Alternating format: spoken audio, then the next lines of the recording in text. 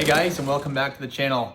Just an update on the engine rebuild for my 1966 Volkswagen Beetle.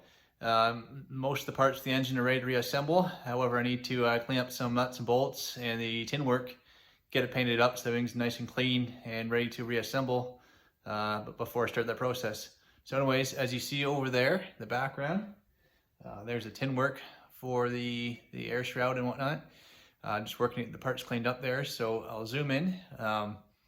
The parts in the back there are awfully grimy, rusty and whatnot, so I'm working to clean them up first with a wire wheel here and Scotch-Brite pads, and get them cleaned up first, and then put the blast cabinet over in the back there and blast them up so that they're ready for paint.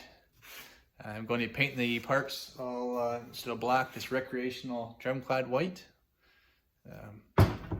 Should set a nice contrast between that and the ruby red that the car is, just to make it look nice and clean.